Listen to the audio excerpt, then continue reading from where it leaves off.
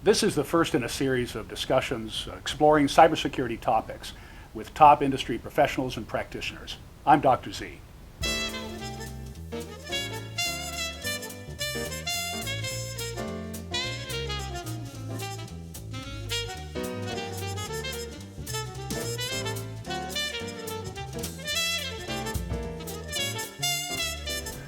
In just a few weeks, Symantec will complete its separation from Veritas Technologies.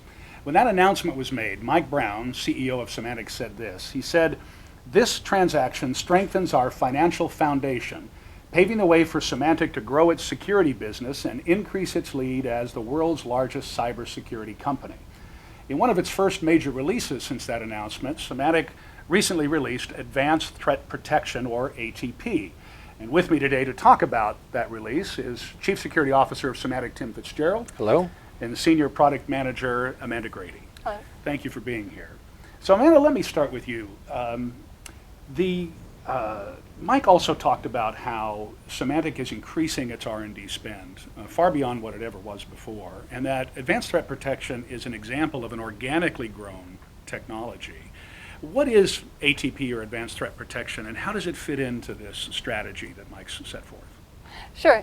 So Advanced Threat Protection we can think of as being really a great complement to Symantec's existing portfolio. So we've really moved, the industry has moved in the last couple of years from a protection mentality to not just protection, but also looking at investigation and response capabilities. So we know that even with the best defenses in the world, that companies are experiencing breaches, and really protection is just not enough anymore. You need to be able to find things that are inside your organization, and you need to be able to respond to those threats once you've found them. So yeah, some have even inferred that the security industry is not doing its job because these threats are getting into networks, they're staying there, and they're not being detected. Gartner's even said that the percentage of dollars spent on detection and response is going to increase to 75% of an organization's budget by 2020. Are you seeing that here at Symantec? Yeah, I mean, in terms of the actual numbers, I don't know, but practically speaking, we understand that attackers will find their way into our environment at some point. We do. I think it's still important to emphasize that prevention is an incredible part of our strategy. It's absolutely a relevant part of our strategy, and we should continue to focus on that. But we acknowledge the fact that we have fallible points either in our network or in the people who interact with our environments. And so our ability to detect and respond quickly is becoming much, much more important. I'll say from my experience, we've made a pretty tremendous shift from a prevention focus to a detection and a response focus, or at least a joint focus over the last 2 years, where we're somewhere on the order of magnitude of a 50-50 investment or a 50-50 point of focus. I think one of the things that Amanda said that was absolutely right on is if you assume that you're going to have an attacker get past your perimeter defense at this point, and I think we've discussed for a long time that perimeter is not sufficient, but if you assume that perimeter is not going to be sufficient, what is your capability inside your network and inside your environment to detect? And I know we're going to focus on this on the ATP discussion, but detection is one thing, response is another. Our capacity to do that quickly at speed before the attackers either gain a foothold or are able to extract from our environment is a paramount part of our strategy. So how does ATP help that process? So detection is one thing, but of course being able to respond. What's its key capability? Sure. So the Symantec Advanced Threat Protection solution actually covers 3 control points. So you can think of it as being almost like a security camera uncovering threats across email, network, and endpoints. So that's the first thing that it's doing, helping you uncover threats that are inside the environment. The second key thing that it's doing is prioritization of those threats. So because we're able to see across all 3 and we're able to correlate those threats, we're able to really uncover what are the most important incidents that are happening inside your environment. So, for example, you could have a threat that comes in on the network. Some firewall products out there will create a lot of noise, create a lot of events out there. Many of these incidents have already been blocked at the endpoint by the AV engine, and you don't actually need to focus on these ones. What you really want to be concerned about is the ones that are live, the ones that actually did get through and were actually opened by the end user. So there's a lot of wasted time spent from an analyst perspective, is what you're saying, because of the lack of visibility across these different control points within Yes. the organization. And this is what advanced threat protection helps to eliminate, or should I say, gain the visibility. Is that what you're saying? Absolutely, yeah. Okay. Yeah. And so it's one thing to be able to I would say, do it. let me expand on that because I think it's a terrific point. So I think we all know that security professionals are extremely hard to come by, especially SOC analysts and incident responders who have context and relevant information about how your environment works. The ability to stitch multiple solutions together in the way that Amanda just described that ATP does is difficult. It's difficult from an engineering perspective, and it's difficult from a human capital and a human knowledge perspective. One of the things we saw out of the gate that was incredibly relevant and beneficial for us was the organic way in which this information was tied together and the way that we could see threats evolve from the multiple control points before we decided how we're going to respond. So not only taking out the noise, but taking out that upfront engineering work. That is something to talk about. So giving yourself, your organization, more intelligence around exactly what's happening allowed you to make better decisions? Yeah. Is what you're saying? More and better intelligence, I think, is Okay. probably the way to look at it. Okay. Noise is a huge problem in security. All of our security technology generate a certain amount of noise in terms of what they're finding. Perhaps they're fixing it, perhaps they're not. They may be detecting it, it may be important, it may be not. Our ability to decipher and act quickly, whether or not that is a relevant event that we should respond to, that's the paramount part of our response strategy. And ATP gives us a huge leg up by not only taking out some of the noise, but helping us correlate between some of our already important technologies organically, as opposed to having to try and figure out how to do this within our SOC or within our SIM. So, please. Yeah, and that correlation is not just across the local intelligence. So the product is gathering information across those control points that I mentioned, endpoint, network, and email. But we're also bringing in data from our global intelligence network. So, for example, if we identify that users are accessing a particular URL, we'll show which endpoints access that URL, we'll show if any files were downloaded from it, and any associated email events as well. But not only that, we'll bring in the global context. So, for example, for that URL, we'll show how long have we known about this URL? Is it, what's the reputation of who it's registered with like? We'll show for files, have we seen this across our existing endpoint base? And we've got huge visibility across both our enterprise and our consumer customer base. We've got visibility across 175 million endpoints. So our knowledge of files is really huge, and we'll bring in that global context as well and show that in the UI along with the local context. So that gives the analyst or the user some tremendous relevance into the activity, helping to cut away from the noise and say, is this something that I should really worry about? Or, wait a minute, we've seen this elsewhere, I understand this. So that relevance seems to be a huge advantage in dealing with the right things, and as you said earlier, from a prioritization standpoint. Yeah. So the threats are prioritized, and then you can easily dig into them and pivot across dig deeper into any threat from the UI. You know, I've joked for a while that the best kept secret at Symantec is how effective our technology is at detecting threats.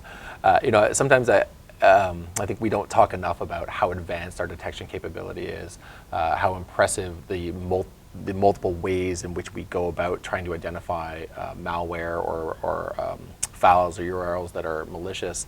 And in this product, it not only gives us a launching pad to talk about that again and make sure that we're being really explicit about how excellent our detection capability is, but the way that this product moves some of that workload into the cloud so that we can have this global information network or a global intelligence network that feeds all of our customer systems and makes them all better by virtue of being connected to this intelligence network.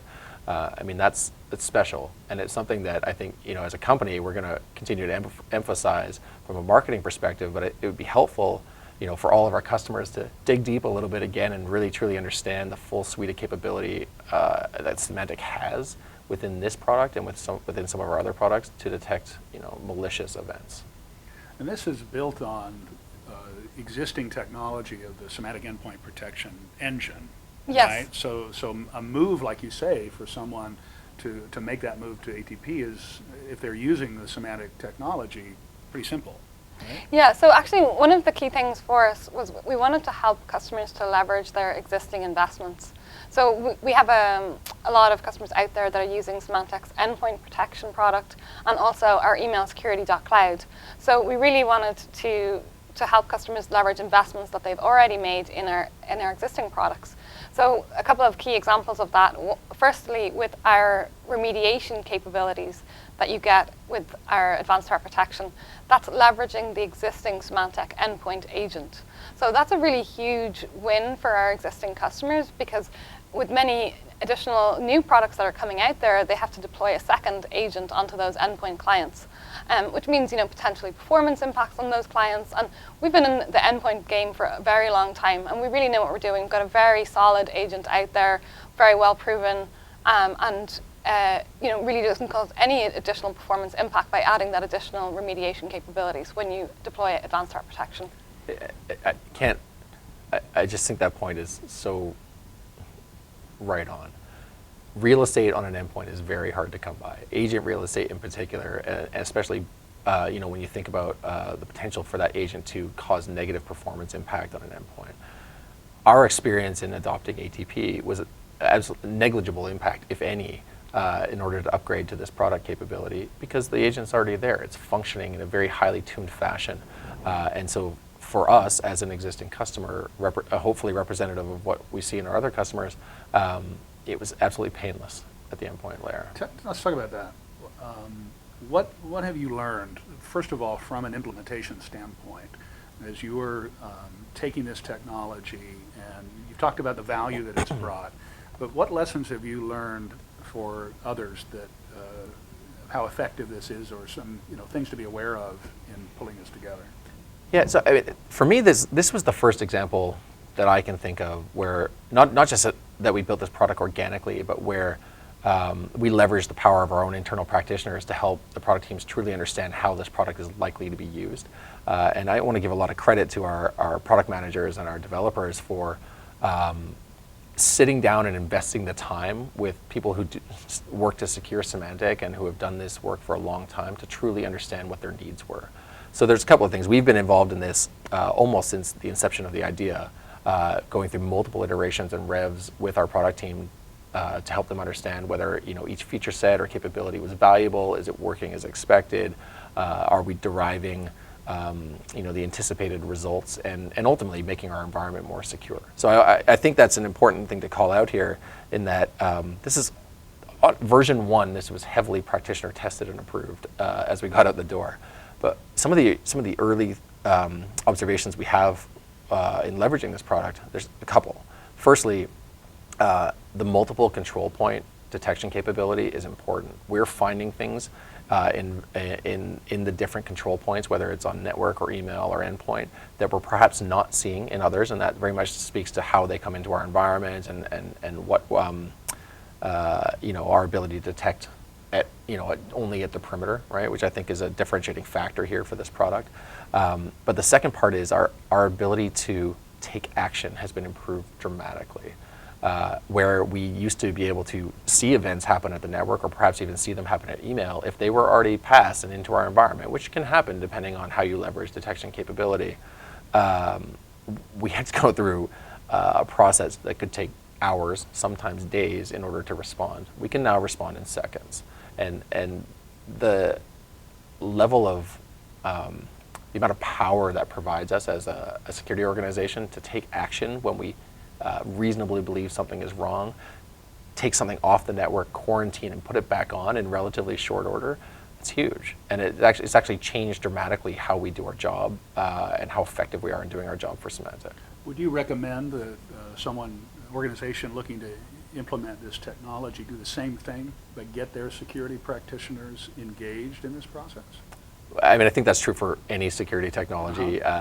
You want to understand really well how you're going to use this before you make the purchase. Understand the program that needs to surround it. Understand how you're going to derive value, and make sure that you get your return on investment for that technology. For this one, though, this plugs in so neatly with a security operations center, assuming our customers have one or a variant of that, that there's not a huge amount of uptime and learning. So of course you should plug your security professionals in early and often into this process to make sure you define how you're going to use this and how they're going to derive value. But this one is not as complicated as some others, and it's been our experience that our adoption and one of the reasons we're achieving so much efficacy with this product is that the learning curve is not really that high. It's intuitive the way that it works, and in many cases the UI has been designed with the SOC analyst in mind, and so it works with the way that they do their job. Do you find then that from a SOC analyst perspective that when you give them this visibility or this console or however you want to define it, that they're like, they get excited, they get engaged, they're finding more value to their work? Would you say? Yes, definitely. So I've been working with our Symantec IT folks, and as soon as we put it in, it's actually a very quick installation, just typically under an hour, and we had it up and running, and the analysts were really excited. They're like, oh wow, we've already seen this fine things that we didn't know were happening inside the environment. And not only are we able to uncover these things that are happening, but we're able to respond to them immediately. So, what I would suggest to customers, we have trialware available. Customers can absolutely go try it out, deploy it, and see what it's finding inside your environment, and we'll be there to support and be able to advise on what they're seeing and complement that. One thing I want to point out before we move on from this topic, though, because organically leveraging deployments of SAP or our email security.cloud product, that is really the easy part. For us, and some of this was our own cross to bear because of how we've set up our network and how we've set up our security stack in our network. We did have to go and implement an appliance or a virtual appliance in our security stack in order to see traffic at that level. It's no more difficult than inserting anything else in your network security stack, but you still have to do the work, and there's an investment to be made there. So I think, as we're talking to our customers about this, it's important that we point out that the full capability here is to be able to see it across all three control points: email, network, and endpoint. But that requires that you have the infrastructure to make those, those views. That's right. And so, I don't want to overemphasize that and say it's hard. It's not, but you do have to do the work and make sure that's in your stack and it's tested. And the worst case scenario for a security practitioner is that you're the problem that's interrupting network traffic. And, you've got to do all the right testing around as you would if you were putting in an IDS or any other technology along those lines. Are you finding in your discussions that there are more organizations are trying to localize a security operations center, or to even have a smaller subset where traditionally maybe it's been an outsourcing thing, or others have been providing that service, where now technology like ATP can provide a backbone to creating that internally and getting better views? Yeah, there's a couple of conversations going on in that question, but so first off, I think it's hard to procure a service that has appropriate context for your business. Security hunting and SOC monitoring sometimes requires a tremendous amount of tribal or institutional knowledge about how the environment is set up and how it works. And to procure a service that truly understands that context and can tell you when something's happening in your environment, if that's truly bad or if it just looks bad, there's more of a human element in there than I think we give credit to sometimes. That being said, we leverage a combination between our managed security service for part of our SOC monitoring process. But what both leveraging MSS and ATP allows us to do is to up-level our analysts so that they're looking at the higher order risk issues. They're not looking at perhaps one event at a time and trying to figure out whether or not that's correlated with this event over here, and does that perhaps add up to something that's worse than those two parts are individually. They're now starting to look at the much more complex cases in terms of tracking how a threat has evolved, the types of behaviors that would be indicators of somebody trafficking or moving around our network, the hallmarks of an advanced threat, as opposed to one malware detection or one phishing attempt. They're starting to be able to put this together in a story, in some cases in a very visual way within the ATP product that allows us to be better at our jobs.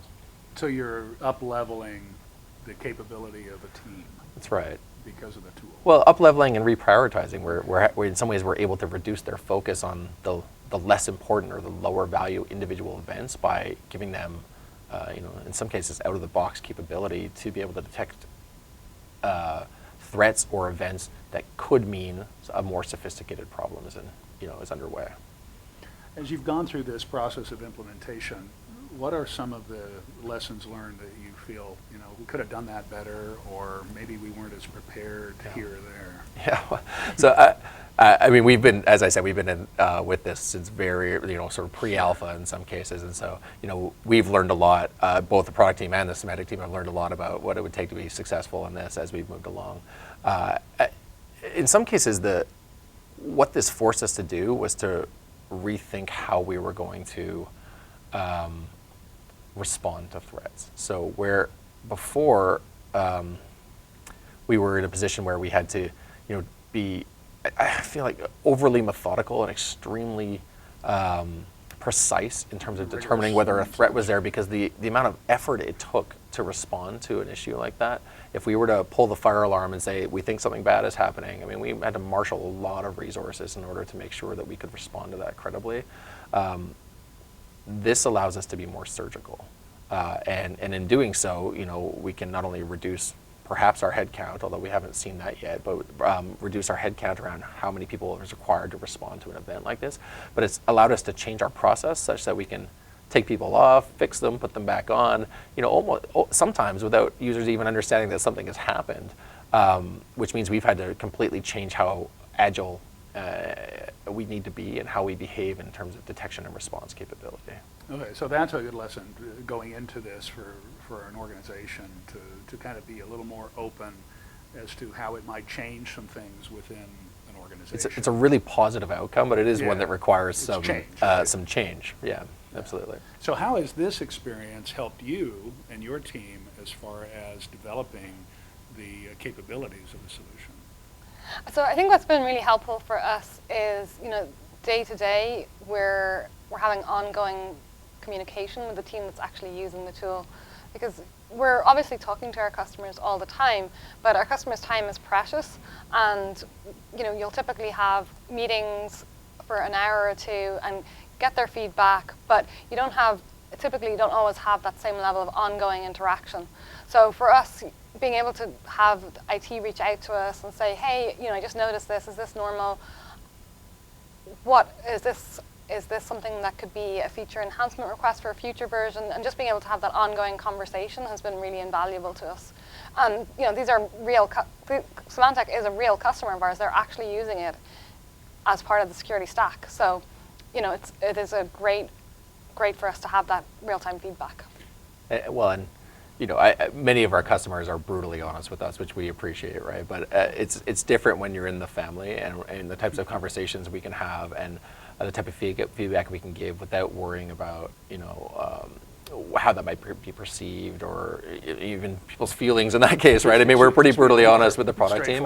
And in many cases, the same goes in return, right? There are capabilities we had to develop as a security team that our product team helped us, shine a light on. And so it's a symbiotic and a beneficial relationship. But I think that that iterative nature of the feedback and sort of the brutal honesty that comes with that, in my opinion, helped create a much better product out of the gate. This is, in my experience, the best version 1 product I've seen Symantec produce in a very, very long time. Wow, okay. What would you have done differently? What I'm trying to get at is, what does someone looking to implement this need to really be aware of a pitfall that might derail a situation? I mean, we haven't seen, I'm being quite honest when I say this, we have not seen a major pitfall yet. Thinking your way through, as with every technology, your full usage and what it's going to take to support that, and making sure that you have the people to respond. I mean, the worst case, in some cases, it's almost worse if you know and don't do anything than if you didn't know in the first place. So you need to make sure that you've got the right capabilities built around this to be able to respond when you see something. And you will see some things that you've not seen before using this product. So I think you've got to be careful and judicious about how you plan for that. So you're saying don't do this unless you really want to know? Well, I would say that for all security technology, right? I mean, implementing this as a compliance checkpoint is probably not the best idea, right? This is a serious and a meaningful piece of security technology, and you're going to get real results out of this, and you should be ready to respond. That means that you, in all likelihood, need to have some eyes on glass in your security operations center. You need to have incident response capability, whether it's internal or purchased or whatever the case may be. You need to be ready to do something and take action when this system tells you that there are things happening in your environment, and it will, and it has. I mean, for us, I mean, we, without exposing all of our secrets here, I mean, we absolutely have seen things that we've never seen before leveraging this technology. So what's next? What's the next big thing for advanced threat protection from a product perspective? Okay, great question. You're asking the right person as a product Good. manager. So whether we'll get it or not now is another question. No, seriously though, well, I think one thing that we've tried to do, as I mentioned already, we've tried to help customers leverage their existing investments. So today, the focus on that has been primarily on their Symantec investments. So if you're an existing endpoint customer, email security.cloud customer, there's immediate benefit to using this. We're already supporting third-party products to some extent with this version by supporting syslog. So any of the detections in advanced threat protection today can be exported into something like a SIM, a security information and events management tool. And that's what a lot of security mature companies would be using to correlate events across their products today. So advanced threat protection will do it, or you can export those detections and do it there. But we do want to continue that. We know that our customers have made investments in many different security products. So we want to continue, to help them leverage their existing investments. So one of the things that's on our roadmap is agentless support, for example, and that's going to be one of the key things that we're planning for the coming year, so that you wouldn't actually require an agent on the endpoint machine.